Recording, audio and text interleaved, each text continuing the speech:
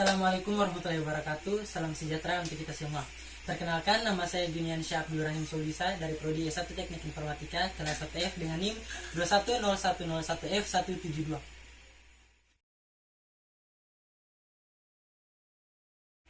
Kita masuk ke pembahasan soal nomor 1. Bagaimana sikap yang harus kita kembangkan dalam mengemban bahasa Indonesia sebagai identitas nasional? Sebuah negara yang berdaulat pasti saja memiliki identitas nasional untuk membedakan negara tersebut dan negara lainnya. Identitas nasional bangsa Indonesia sendiri yaitu bahasa Indonesia sebagai bahasa resmi negara dan bahasa nasional. Lantas, sebagai kaum muda dan pelajar, bagaimana sikap yang harus kita kembangkan untuk mengemban bahasa Indonesia sebagai salah satu identitas nasional? Salah satu cara yang dapat kita lakukan yaitu dengan bangga terhadap bahasa Indonesia. Karena dengan begitu, kita telah bangga dan turut memperjuangkan salah satu jati diri dari NKRI. Cara yang kedua adalah dengan menggunakan bahasa Indonesia dalam kehidupan sehari-hari. Bukan berarti kita tidak dapat menggunakan bahasa daerah atau bahasa asing. Namun pada kondisi tertentu, kita diwajibkan untuk menggunakan bahasa Indonesia. Misalnya dalam mengikuti seminar online atau mengikuti kegiatan-kegiatan kampus. Dalam simpelnya juga saat kita berbicara dengan teman yang beda asalnya dari kita, tentu saja kita tidak bisa berbahasa daerah dengan dia, karena dia tidak mengerti bahasa daerah kita, pun sebaliknya kita tidak mengerti bahasa daerah dia. Untuk itu, bahasa Indonesia adalah bahasa yang harus kita tuturkan. Itulah fungsi dari bahasa Indonesia sebagai identitas nasional, bukan saja sebagai pembeda dengan bahasa yang lain, tapi untuk mempersatukan Indonesia. Thank you. Selanjutnya pembahasan soal nomor 2. Hal apa saja yang baru saya ketahui setelah mengikuti perkuliahan bahasa Indonesia? Banyak sekali hal yang baru saya ketahui setelah mengikuti perkuliahan bahasa Indonesia.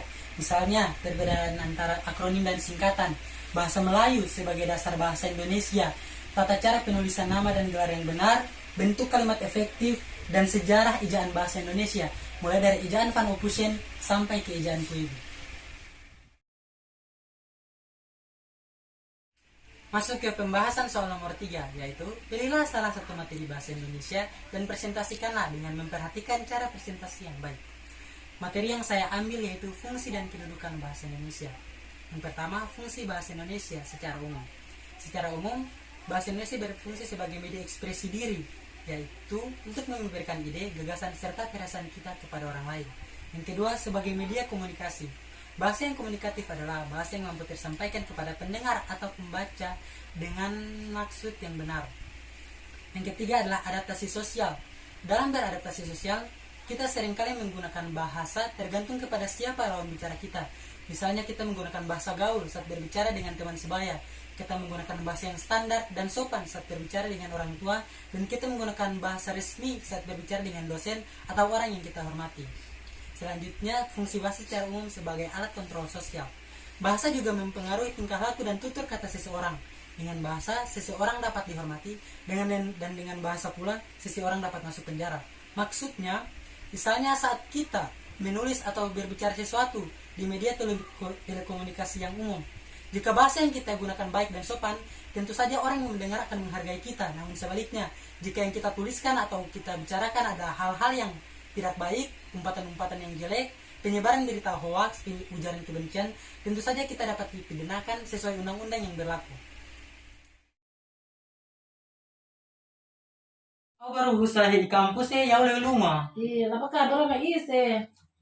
Yo, aku masih seminar apa ale? Oh, sih sama ise, apa wani lu kuliah tuh pustikum? Yo, manis aku kuliah tuh ITB Stikom Ambon. Iya. Lah karena jurusan Teknik Informatika. Iya, kuliah sih. Ale sukses Iya, awene. Wiyena, yo. Sekian dari saya.